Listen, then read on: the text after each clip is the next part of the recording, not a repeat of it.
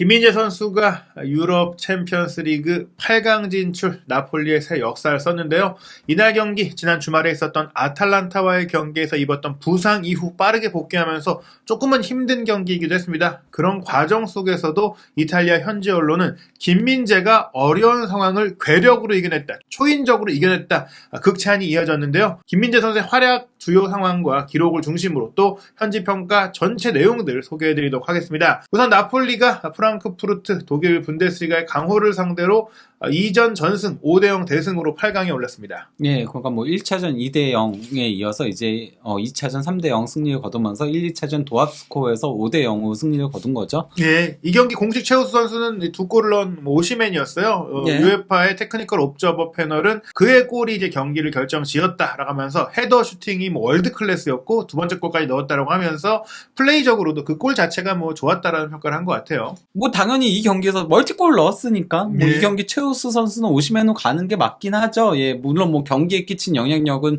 저는 개인적으로 지엘린스키가 더 컸다라고 생각을 하지만은 그래도 골 넣었고 그것도 선제골과 두 번째 골이니까 네. 더더욱 중요했다라고 할 수 있죠. 무엇보다 그 선제골이 조금은 전반전 약간 고전하는 와중 네, 속에 그렇죠. 추가 시간이 나왔기 때문에 그 골의 영향력이 컸다라고 평가한 것 같은데 사실상 그때부터 이제 경기가 한쪽으로 훅 기울기 시작했던 거였죠. 네. 게다가 이제 오시맨은 개인적으로도 의미 있는 기록을 이날 경기에 세웠습니다. 예, 그러니까 이번 경기가 나폴리 소속으로 90번째 출전 경기였는데 일단 선제골을 넣으면서 그게 이제 50호 골이었고요. 그 다음에 한 골을 더 추가하면서 51골까지 기록을 한 겁니다. 네. 그러면서 이번 시즌만 놓고 보면요. 공식 대회 28경기, 23골, 5도움. 예. 그럼 경기당 하나의 공격 포인트를 올리고 있습니다. 네, 사실 뭐 챔피언스리그에서는 득점이 그렇게 많지 않은 편이었는데 이번 경기 멀티골로 사실 뭐 경기당 뭐 한 골에 가까운 수치로 끌어올렸다라고 볼 수 있고 네. 커리어 하이 시즌이라고 할 수 있겠어요. 예, 저는 더 고무적인 부분은 그러니까 그 챔피언스리그에서 그래도 이름값을 못했다라고 얘기했잖아요. 예.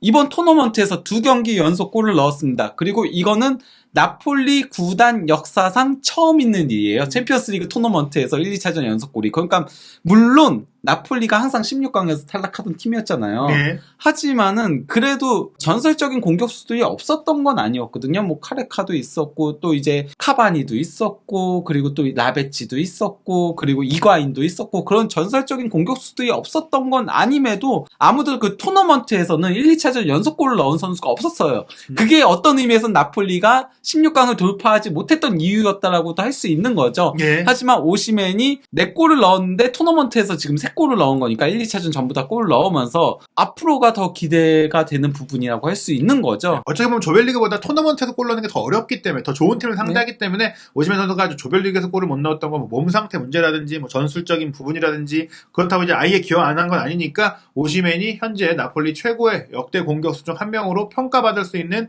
의미 있는 기록을 세웠다고 볼 수 있겠는데요. 네. 이게 이제 현지 매체들의 평가에서도 오시맨 선수의 이 멀티골은 워낙 좀 그 영향력이 컸던 것 같아요. 네. 이탈리아의 스카이 스포츠도 오시맨에게 평점 8점으로 최고 점수 주면서 최고의 선수로 선정을 했고 그런 가운데 이제 주요 선수들의 평점을 살펴보면 크바라첼리아 7점, 폴리타노 7점 그리고 김민재 선수와 디 로렌초가 7점으로 오시맨 다음으로 높은 평가를 받았으니까 김민재 선수의 활약도 몸 상태 문제로 교체되기도 했고 조금 흔들렸다고 말씀을 드렸음에도 무실점을 좀 인정받은 것 같아요. 폴리타노 같은 경우는 일단 뭐 이 경기에서 도움을 올렸고 또 이제 디로렌초도 도움을 올렸고 예. 그러니까 뭐 김민지하고 크바라첼리아 정도 제외하고는 다 공격 포인트를 올리는 선수들이 이제 높게 평점이 나온 거죠. 예, 게다가 이제 시엘린스키가 6.5점인데 이 선수는 페널티킥으로 골을 넣었거든요. 네. 본인이 얻어내기도 했고 그럼에도 김민재 선수의 평점이 높은 것은 이 스카이 스포츠 이탈리아판에서 김민재 선수에 대해 굉장히 후한 평가를 한 것 같다라고 볼 수 있겠어요. 저는 지엘린스키 평점이 이렇게 낮게 나온 거는 이해를 예. 할 수 없습니다. 예, 예. 그리고 이제 유로스포츠 이탈리아판을 보더라도 이제 오시맨이 역시 평점 8점으로 최고의 평가를 받았고 디 로렌초 선수가 이제 결정적인 어시스트를 또 오시맨의 두 번째 골을 도우면서 7.5점 그리고 폴리타노 말씀하신 대로 이제 좋은 활약했던 선수인데 7.5점으로 여기서는 정당한 평가를 받은 것 같고 그리고 이제 김민재 선수도 7점으로 굉장히 이제 높은 수준의 평점을 받았어요.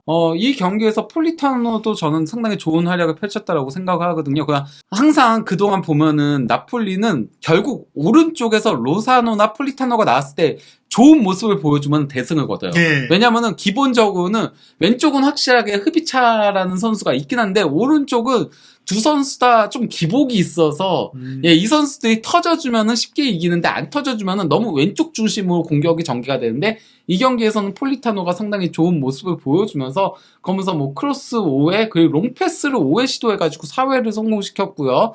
드리블 돌파 1회 성공시켰고 빅찬스를 1회 만들어내면서 무엇보다도 중요한 오시멘의 선제골을 어시스트 한 건데요. 네. 전 특히 이제 이 경기에서 폴리타노가 상당히 위협적이었던 부분들이 어떤 거였다고 보냐면요. 일단 기대 위협이 가장 높았었고요. 그리고 무엇보다도 볼을 끌고 전진하는 능력이 좋았어요. 그러니까 볼 전진 패스도 최상위권에 볼 전진 캐리는 가장 높았어요. 폴리타노가 계속 볼을 끌고 전진해주니까 프랑크푸르트가 거기서 밀리면서 결국은 실점들이 나오게 됐다라고 할 수 있는 거죠. 네. 참고로 그러다 보니까 이 경기에서 나폴리가 물론 오른쪽 왼쪽 공격 방향 비율이 엇비슷하긴 했지만은 오른쪽이 조금 더 위였어요. 이거는 네. 폴리타노 역할이 컸다라고 보거든요. 원래 나폴리는 왼쪽 측면 공격 비율이 높아요. 김민재부터 시작해가지고 지엘린스키, 흐비차까지 왼쪽 공격 비율이 더 높은 팀인데 이번 경기만큼은 그래서 소폭이나마 오른쪽 공격 비율이 더 높았다라고 할 수 있는 거죠. 사실 이번 경기는 김민재 선수보다도 이런 다른 선수들의 활약이 좀 돋보였던 경기이긴 한데 그래도 역시 김민재 선수 다른 때보다 덜 돋보였다라는 것 뿐이지 못한 건 아니다. 그래서 네. 유로스포츠도 평점 7점을 주면서 이렇게 좀 설명을 했어요. 좀 너무 전진해서 수비를 하다가 큰 위험을 감수하는 경우가 아니라면 김민재는 넘을 수 없는 벽으로 활약한다. 이 얘기가 뭐냐? 사실은 전진 수비를 좀 자주 시도하다 보니까 네. 때로는 그게 좀 리스크가 있긴 하다. 근데 이게 성향이지 사실 김민재가 애초에 안 나간다라고 생각한다면 오히려 안 뚫렸을 수도 있다. 근데 또 이게 본인의 하나의 역할이니까 네. 자신의 역할 숙련도가 그래서 인상적이고 이 전진 수비가 중요한 게 상대의 플레이를 예상해서 쉽게 무장 해제시킨다. 그러니까 위험지구로 지역으로 와서 막을 수도 있겠지만 오기 전에 차단하는 경향을 보이다 보니까 때로는 이런 장면이 나온다는 것인데 전반 6분에 너무 나와서 수비하다가 빠뜨린 적이 있긴 했었어요. 예, 그러니까 이게 어떤 장면이냐면요. 일단 그 수비 센터백인 투타가 전진 패스를 길게 찔러준 거를 크나우프가 살짝 돌리기만 했어요. 그냥 원터치로 살짝 돌린 상황에서 이제 김민재가 보레한테 이제 패스가 그대로 이어져 가는 거를 태클로 끊으려고 했는데 이게 살짝 안 맞으면서 그대로 보레한테 연결돼가지고 조금 위험한 장면이 나왔었거든요. 예. 이거는 정말 오랜만에 본 김민재의 실수 장면이었습니다. 예, 이게 초반에 나왔기 때문에 강렬했고 그래서 평점에서 이런 언급들이 꽤 많이 나와요. 이게 잘라내면 바로 이제 상대의 뒷공을 노릴 수 있는 쇼트 카운터가 될 수 있는데 빠뜨리면 큰 위기가 되니까 하지만 뭐 결국에는 이 위기도 잘 차단하는 상황이 나왔고요. 그리고 나서 또 이 장면도 좀 공을 끌고 올라갔다가 살짝 위험할 수 있는 장면이었어요. 예, 그러니까 그 36분경에 이거 여기까지 전진할 이유가 없었는데 그렇죠. 전진을 했었는데 그러다가 이제 4명한테 에어싸여가지고 약간 조금 고민을 하고 있는 시점에 이제 상대 선수가 압박을 들어왔는데 여기서 김민재가 이렇게 그 드랙백으로 싹 뒤로 빼면서 따돌리더라고요. 예. 예, 그러면서 결국은 다시 4명한테 에어싸이니까 백패스를 후이한테 주게 된 거였는데요. 예. 약간 근데 이거 뺏겼으면 또 위험한 그렇죠. 장면이긴 했었죠. 왜냐면 본인이 전진했기 때문에 그 뒷공간이 열려 있어서 뺏겼다면 바로 롱볼이나 전환 패스를 통해서 위기가 될 수 있었다. 결국 위기를 넘겼지만 이러한 김민재 선수의 전진 플레이가 조금은 리스크가 있다라는 얘기들이 나온 겁니다. 하지만 그래도 그 기술적인 완성도는 그렇죠. 예술적이긴 했죠. 결국에 그걸 이겨내는 김민재가 더 돋보이게 되는 상황이라서 칭찬이 나온 건데요. 이 38분 장면도 조금은 이제 아슬아슬했어요. 예, 그러니까 뭐 이 장면은 일단 로버트카가 교체 압박에 밀린 게 더 1차적인 문제였다라고 생각을 하는데요. 그래도 그 로버트카가 2명한테 쌓인 가운데에서도 패스를 김민재 선수한테 넘겨줬어요. 근데 김민재의 터치가 조금 길게 일어났고 여기서 이제 크나우프가 압박을 하니까 돌아설 때 다시 한번 모르겠어요. 이거는 터치가 튄 건지 아니면 메레트한테 패스 주려고 한 건지 저는 정확하게 모르겠거든요. 예. 근데 어쨌건 좀 튀면서 그러면서 압박 들어온 렌츠한테 뺏길 위기가 있었으나 김민재가 빠르게 다시 달려가가지고 발을 쭉 뻗어가지고 경합에서 이거 뺏기지 않고 지켜낸 거죠. 지켜낸 다음에 측면으로 빠져가지고 저는 이거 걷어낸다라고 봤는데 오시멘한테 정확하게 롱패스가 연결됐었습니다. 결과적으로는 김민재의 호수비와 좋은 패스가 이어졌지만 말씀드린 그 터치 미스와 조금은 불안정한 모습이 실점 위기가 될 수도 있었다. 이거는 뺏겼으면 진짜 그러니까요. 실점 위기였죠. 예. 결국에 이런 장면들 때문에 김민재 선수의 이런 그 적극성이 조금은 이제 양면이 있다는 얘기가 나오면서도 그걸 또 스스로 처리하는 약간 뭐 네. 좀 속된 말로 하면 자기가 싼 똥을 자기가 치워내는 네. 선수기 때문에 이제 괜찮다. 저는 그가 이번 경기는 뭐 그가 그 리스키한 수비 형태의 문제보다도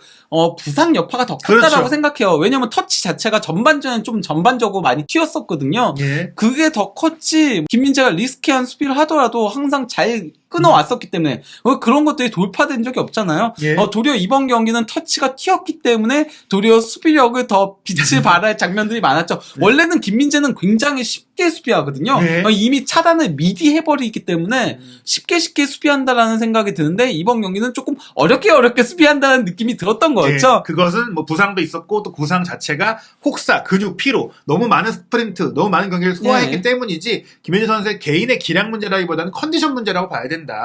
예, 그리고 또 이 수비부터 김민재의 폼이 올라왔다고 네. 생각을 해요. 44분경에 부타가 보레를 향해서 크로스를 이렇게 대각선 크로스를 주는 장면이었거든요. 만약에 뚫렸으면은 그러면은 보레한테 좋은 기회가 나올 수 있는 장면이었는데 김민재가 여기서 역방향이 걸렸음에도 다리를 쭉 뻗어가지고 태클로 막아낸 장면이었어요. 이러면서 그 다음부터는 안정적으로 플레이를 하기 시작하더라고요. 네. 그러면서 그 다음부터는 뽑아낼 장면이 없었어요. 왜냐면 너무 쉽게 미리 차단하는 우리가 평소 보는 김민재 선수의 장면이 나왔고 그러면서 그 공격 장면도 그렇게 나온 거니까요. 네. 그런 게 우리가 아는 김민재죠. 예, 나폴리 소식을 전문으로 다루는 칼초 나폴리 1926도 뭐 비슷한 평점들이 나왔어요. 오시멘 8점, 그리고 치엘린스키에게 7.5점으로 높은 점수 줬고 김민재 네. 선수 7점이었는데 일단 치엘린스키도 이날 경기 뭐 굉장히 좋은 날을 펼쳤죠. 네, 저는 제가 개인적으로 뽑는 이 경기 최우수 선수는 치엘린스키였습니다. 저는 아무래도 경기에 끼치는 영향력이 높은 예. 선수를 좀 높게 평가를 하잖아요. 치엘린스키가 이 경기에서 정말 뭐